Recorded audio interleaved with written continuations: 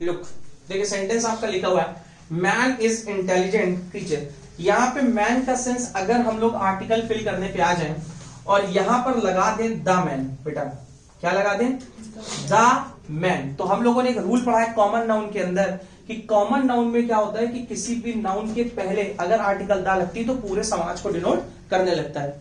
तो इस तरीके से फिर क्या हो जाएगा the man is intelligent creature वाला सेंस आ जाएगा, यानी कि जो सिर्फ पुरुष जाति है वही क्या हो जाएगी इंटेलिजेंट क्रीचर हो जाएगी। Is it? जबकि महिलाएं भी हैं और भी लोग हैं शामिल हैं, तो सभी लोग हैं, तो उनको बनाने के लिए क्या चाहिए, या एक और विशेष स्थिति आ जाएगी। द मैन का सेंस ये होता है कि अगर उस व्यक्ति के बारे में द मैन लगा रहे हो तो इसका मतलब है स्पीकर नोज अबाउट इट, तो जिस मैन को मैं जानता हूं सिर्फ वही क्या होगा इंटेलिजेंट, जो कि पॉसिबल नहीं है। Is it done? बात समझ में आ रही है? तो हम लोगों को चाहिए क्या कि जब भी किसी कॉमन नाउन का यूज हो सिंगुलर फॉर्म में और उसका सेंस वाइडेस्ट हो, वाइडेस्ट इन अ सेंस वो सारे लोगों को शामिल कर रहा हो, तो ऐसे सेंस में हम लोग कोई भी आर्टिकल का प्रयोग नहीं करते हैं। वो वाइडेस्ट सेंस में यूज हो रहा है तो जैसे लिखा है वैसे ही लिखा रहेगा, और इस सेंस में क्या हो जाएगा मैन काइंड हो जाएगा, यानी जितने भी पुरुष या महिलाएं जितनी भी प्रजातियां हैं वो सब क्या है इंटेलिजेंट है। लेकिन जब हम इंटेलिजेंट के पास आते हैं तो हमें मालूम चलता है कि इसके पहले भी आर्टिकल फिल करना है तो क्या लग जाना चाहिए एंड। इसी तरह का एग्जांपल है, मान लीजिए लिखा हुआ है द मैन इज मोर्टल, या लिखा हुआ है the man is a social animal, social animal, तो बेटा क्या हो जाएगा इसमें लिखा हुआ द मैन इज मोर्टल, जो इंसान को मैं जानता हूं वही मरने वाला है क्या? ऐसा है क्या? नहीं, जितने भी इंसान हैं, जितनी भी समाज में लोग हैं उनको एक ना एक दिन मरना ही है। Is it done? अब मेरा सेंस है जनरल में, जनरल यानी सारे ही सारे, पूरी ह्यूमन रेस की बात कर रहा हूं, तो क्या रिमूव कर दूं द, और सेम वही कंडीशन कहां पर आ रही है यहां पर भी एक जनरल बात कही जा रही है जनरल सेंस में, तो वाइडेस्ट सेंस में जब यूज की जाती है कॉमन नाउन तो फिर आर्टिकल द का प्रयोग नहीं करते हैं। Is it done? बात समझ में आ गई? तो क्या हो जाएगा man is an intelligent creature. Is it done? अगला हमारे पास में क्या लिखा हुआ है, ध्यान से देखें, लिखा हुआ वाराणसी, पहले की स्पेस है, फिर लिखा हुआ Varanasi where he was born is dirty city.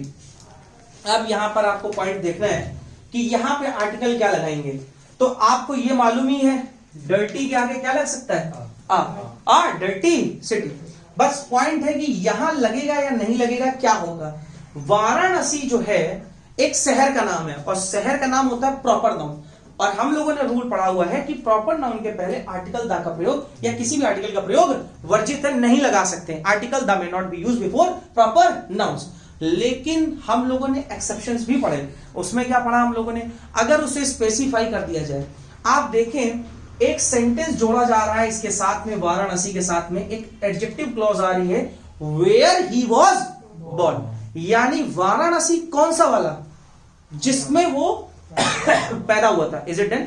तो इसका मतलब है कि इस वाराणसी के आगे हमें क्या लगाने की जरूरत है द, क्या बोलना पड़ेगा the Varanasi where he was born क्या हो जाएगा इज अ डर्टी सिटी, पक्का। लेकिन अगर इसी सेंटेंस में ऐसे वाक्य लिखा होता है, ये ना लिखा होता, ये लिखा होता he was born in Varanasi, clear. तो यहां पे आर्टिकल द लगता क्या? नहीं, हम उसको कैसे यूज कर रहे हैं, एक शहर के नाम पर, क्लियर। शहर के नाम के पहले द नहीं आता, लेकिन आप एक क्लॉज जोड़ करके उसको स्पेसिफाई करेंगे तो उसके आगे क्या लगाने की जरूरत है द। Is it done? जैसे एक एग्जांपल आपको इसी प्रैक्टिस शीट में मिलेगा, क्वेश्चन नंबर 17 एक्सरसाइज फर्स्ट में देखिए, क्वेश्चन नंबर 17 अगर आप देखेंगे क्वेश्चन नंबर 17 दिखाई दे रहा है आप लोग सभी लोगों को, एक्सरसाइज 1 में क्वेश्चन नंबर 17 मिल गया।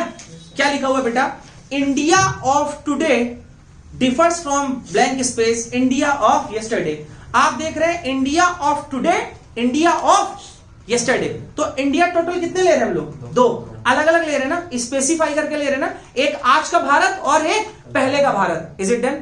तो भारत तो प्रॉपर नाउन है और भारत के आगे क्या नहीं लगाया जाता आर्टिकल द, लेकिन इस सिचुएशन के अंदर हम लोग क्या बोल रहे हैं इंडिया ऑफ यस्टरडे, तो क्या बोलना पड़ेगा the India of yesterday, the India of today. Is it done? बात समझ में आ चुकी है? ओके, चलो नोट कर लो।